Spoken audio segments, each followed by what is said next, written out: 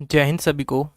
हम जो आज थोड़ा सा बात करेंगे उसकी जो एक्सपेक्टेड रॉ स्कोर जो कट ऑफ रहेगी और नॉर्मलाइजेशन के बारे में बात करेंगे कि कितना रह सकता है। उससे पहले हमें थोड़ी सी चीज़ जाननी पड़ेंगी एमटीएक्स के बारे में। क्या क्या जानना पड़ेगा ये आप देखिए। सबसे पहले तो हमें जानना पड़ेगा कि उसका नंबर ऑफ़ वैकेंसीज कितनी थी। ठीक है, किस किस कैटेगरी में कितनी कितनी वैकेंसीज थी ये हमें जानना पड़ेगा। दूसरा जानना पड़ेगा कि एग्ज़ाम लेवल कैसा था। ठीक है, और सेशन 1 सेशन 2 पर थोड़ा सा गौर देना पड़ेगा। तीसरा अटेंडेंस कितनी थी, यानी कितनों ने पेपर दिया था। चौथा है उसका एवरेज स्कोर कितना निकल कर आया शिफ्ट वाइज। और चौथा शिफ्ट के बारे में जानना पड़ेगा, कौन सी शिफ्ट हार्ड थी, कौन सी शिफ्ट ईजी थी। ठीक है, जब ही हम जो हैं एक कट ऑफ पूरी तय कर सकते हैं कि कितनी जा सकती है। इसी के आधार पर पूरी जो 5 चीज़ें हैं इन्हीं के आधार पर देखिए। सबसे पहले आप वैकेंसीज के बारे में जानेंगे तो वैकेंसीज तो आपकी अनरिजर्व कैटेगरी थी जो थी उसकी थी 5401। ओबीसी कैटेगरी थी 3371। आपकी एससी कैटेगरी की थी 1515। एसटी की थी आपकी 924। ईएसएम की 1254। ओएच की थी 148। एचएच की थी आपकी 174। वीएच कैटेगरी की आपकी थी 151 और अदर 82 और आपकी अलग थी। ठीक है, यानी कि टोटल आपकी 12523 थी। ठीक है, प्लस और 12523 प्लस थी। ठीक है, इतने से ज़्यादा। बाकी आगे बात करें तो ये तो हो गई इसके बारे में। अब टोटल फॉर्म जो भरे गए थे वो भरे गए थे आपके 54,73,969, यानी कि लगभग लगभग ये भरे गए थे 55 लाख के लगभग। ठीक है, 55 लाख के समथिंग एग्जाम फॉर्म भरे गए थे। और जिसमें से अटेंडेंस कितनी थी, वो थी आपकी लगभग लगभग 23 लाख के समथिंग। ठीक है, 23 लाख।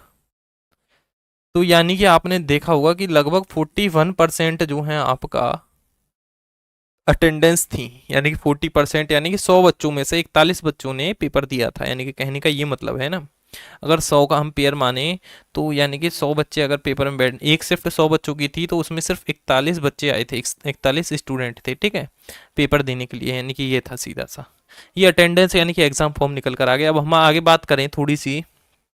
अब ये देखिए शिफ्ट वाइज हमें थोड़ा एवरेज स्कोर जानना पड़ेगा।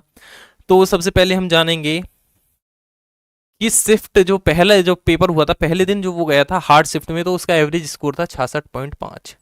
यानी कि मैं लिख देता हूँ 2 मई फर्स्ट शिफ्ट का था 66.5। अब इसका बहुत फर्क पड़ने वाला है आपका सेकंड शिफ्ट पे और थर्ड शिफ्ट पे। ठीक है, और बाकी और डेटों पे। कैसे, जो सेकंड शिफ्ट है उसका एवरेज स्कोर रहने वाला है 82, यानी कि 82 रहा एवरेज स्कोर। तो लगभग इसमें जिसके 66 आए ना तो उसे प्लस 12 नंबर और मिलेंगे, यानी कि लगभग 12 14। ठीक है, अगर मैं 14 मानूँ 14 नंबर और नॉर्मलाइजेशन मिलेगा। यानी कि अगर हमने 66 में 14 जोड़ दिए तो ये कितने हो गए, ये हो गए आपके लगभग 80। जो ये यानी कि जिसकी पहली शिफ्ट थी उसके 80 आएंगे और जो दूसरी शिफ्ट में उसके 82 हैं, तो इतना अंतर रहेगा। इसे मिलेगी लगभग, इसी इसका इजी में रहा था तो इसे लगभग 5 नंबर का बस। यानी कि अगर इसके 80 आए ना, अगर इसके 66 देखिए, इसके जो 66 हैं वो बैठ रहे हैं 80 और इसके 80 बैठ रहे हैं 87, तो ये अंतर रहने वाला है थोड़ा सा नॉर्मलाइजेशन का। ठीक है, जो सेकंड शिफ्ट थी वो आपकी इजी में रही थी तो उसका बैठा था 82। जो आपकी थर्ड शिफ्ट थी उस वो 77, यानी कि ये भी इजी में आ गई। तो यहाँ नॉर्मलाइजेशन सीधी सी बात है बहुत कम रहने वाला है। मैं आपको बता दूं, देखिए 60 से अगर 70 से नीचे है ना, 70 माइनस है, यानी कि ऐसे लिख देते हैं 0 से 70 के बीच जो भी शिफ्ट हैं 70 69 लिखें, वो आ रही हैं आपकी हार्ड शिफ्ट में। और 70 से लगभग 78 के बीच आ रही हैं आपकी मीडियम या मॉडरेट। और एक है आपकी 78 प्लस। 78 से आप 150 तक है ना, 150 तक मान लेंगे, वो आएगा इजी में। ठीक है, एवरेज स्कोर है, एवरेज स्कोर। अब देखिए फिर सेकंड मई होगी, थर्ड मई की जो फर्स्ट शिफ्ट है वो गई थी फिर हार्ड में, फिर दूसरी शिफ्ट फिर इजी में आ गई, तीसरी शिफ्ट भी किस में आ गई आपकी, ये आ गई मीडियम में। ऐसे ही 4 मई की फर्स्ट शिफ्ट जो है वो गई थी हार्ड में, 66 है एवरेज स्कोर। फिर उसके बाद जो अगली शिफ्ट गई थी वो 79, तो वो गई आपकी इजी में, इजी में गई। और फिर 63 ये गई हार्ड में 4 मई की, ये गई हार्ड में, यानी कि थर्ड शिफ्ट 4 मई की थर्ड शिफ्ट गई आपकी हार्ड में। ये कुछ आपकी पहले दिन की रही ऐसे शिफ्ट, पहले 3 दिन की शिफ्ट रही ऐसे। ठीक है, अब आगे बात करते हैं। अब आगे देखा जो 8 मई को हुआ था पेपर, वो पहली शिफ्ट ही आपकी किस में गई थी, हार्ड में। 8 मई की पहली शिफ्ट गई थी हार्ड में और दूसरी शिफ्ट गई थी इजी में। यानी कि अगर पहली शिफ्ट के 68 है ना और दूसरी शिफ्ट वाले के 80 हैं, तो दोनों के लगभग बराबर ही आ जाएंगे, 80 82 82 के समथिंग आ जाएंगे, ठीक है, ऐसा रहने वाला है। यानी कि इतना नॉर्मलाइजेशन मिलता है कि इसके 82 हो जाएं और इसको 2 नंबर यानी कि 82 82 के समथिंग है ना, ऐसे हो जाएगा। तो एवरेज ये तो 88 है, सॉरी इजी में इसके 88 हैं, तो इसके 82 और इसके 88 से 90 हो जाएंगे, ठीक है, ऐसा रहने वाला है कुछ नॉर्मलाइजेशन। तो ये नए इसके हैं 88, ये गई इजी में, और फिर ये गई हार्ड में। फिर 9 मई की पहली शिफ्ट भी रही हार्ड में, 9 मई की शिफ्ट सेकंड रही मॉडरेट में, ठीक है, इसे लिख देंगे आप मॉडरेट, यानी कि मीडियम, ना इजी ना हार्ड। और फिर ये भी गई मॉडरेट में, 9 मई की तीसरी शिफ्ट भी ये गई मॉडरेट में। 10 मई की पहली शिफ्ट गई किस में, हार्ड में, यानी कि पहली शिफ्ट ज़्यादातर हार्ड जा रही है, 10 मई वाली जो है वो हार्ड में रही। अगर यहाँ 61 एवरेज स्कोर है तो 61 में लगभग 20 से 25 मिलता है जब आपका बैठेगा, ठीक है, 20 से 25 इतना फालतू मिलेगा। ये रही 10 मई की सेकंड शिफ्ट रही है आपकी मॉडरेट में, मॉडरेट लिख देंगे। और फिर आगे आता है आपकी 10 मई की थर्ड शिफ्ट, ये भी रही मॉडरेट यानी कि मीडियम।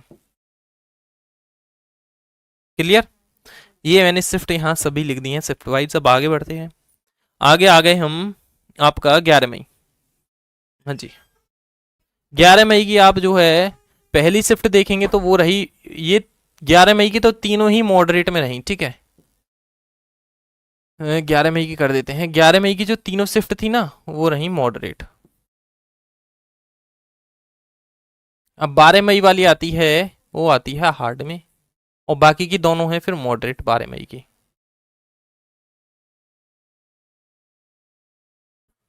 और जो 15 मई की पहली दूसरी तो रही वो रही इजी में, पहली दूसरी रही इजी में, और तीसरी रही जो वेरी हार्ड में, यानी कि अब तक की सबसे हार्ड शिफ्ट, यानी कि पूरे एमटीएस के पेपर की सबसे हार्ड शिफ्ट रही 15 मई की तीसरी शिफ्ट, ठीक है, वो रही वेरी हार्ड में, क्योंकि इसका एवरेज स्कोर बैठ रहा था 57। तो जितना भी नॉर्मलाइजेशन सबसे ज़्यादा मिलने वाला है वो मिलने वाला है यहाँ पर 15 मई पर, ठीक है, 15 मई को सबसे ज़्यादा नॉर्मलाइजेशन रहेगा, ये बात सभी ध्यान रखें, सबसे कम नहीं होने वाला, सबसे ज़्यादा नॉर्मल से भी ज़्यादा मिलेगा। और जो हार्ड कैटेगरी में जो सबसे ज़्यादा जो नॉर्मलाइजेशन है वो इसमें मिलेगा। और आगे आते हैं, तो फिर आगे आया 16 मई को जो है आपका इस, ये तीनों ही आपकी शुरू 16 मई की दोनों शिफ्ट तो रही आपकी किस में, तीनों अलग हैं। पहली तो रही मॉडरेट, दूसरी रही आपकी इजी, इजी और वेरी इजी कहें, ठीक है, तीसरी रही हार्ड, यानी कि ये 16 मई को तीनों शिफ्ट हुई आपकी, सबसे पहले मॉडरेट हुई, फिर आपकी इजी हुई, फिर हुई हार्ड। अब आपका जो है ये इसमें आ जाता है 17 मई। 17 मई की जो पहली शिफ्ट है वो रहने वाली है आपकी मॉडरेट यानी कि मीडियम, और आपकी दूसरी शिफ्ट रहने वाली है 17 मई की हार्ड, और तीसरी शिफ्ट रहने वाली है इजी। 18 मई की शुरू की दोनों शिफ्ट तो हैं मॉडरेट, और तीसरी शिफ्ट है वेरी इजी, यानी कि सबसे कम जो मिलने वाला है वो इस शिफ्ट में मिलेगा, ठीक है, सभी ध्यान रख लें।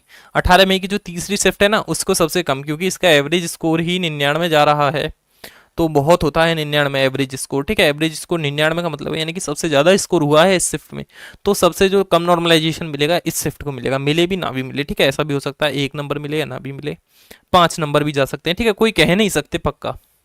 अब आगे आता है 19 मई की जो है आपकी पहली शिफ्ट, ये किस में रही, ये रही आपकी हार्ड शिफ्ट में। 19 मई की अब आपकी शिफ्ट दूसरी आती है, वो रही मॉडरेट में, और तीसरी शिफ्ट फिर आ जाती है आपकी हार्ड में। और आपकी 13 जून की सभी शिफ्ट रही मॉडरेट यानी कि मीडियम में रही, ना कोई हार्ड रही ज़्यादा ना इजी रही, यानी कि तीनों मॉडरेट में आ गई। अब 14 जून की भी आपकी तीनों ही मॉडरेट में आ गई लगभग, 14 जून की भी मॉडरेट हो गई आपकी शिफ्ट।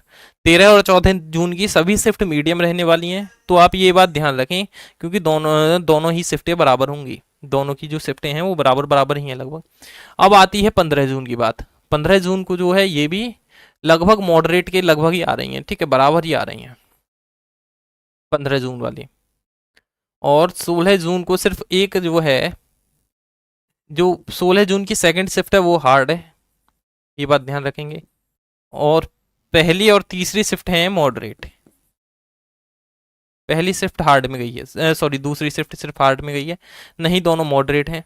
और आपकी 19 जून की तीनों ही मॉडरेट हैं, ज़्यादातर फिर बाद में तो मीडियम में ही आ गई हैं सभी शिफ्ट, ठीक है।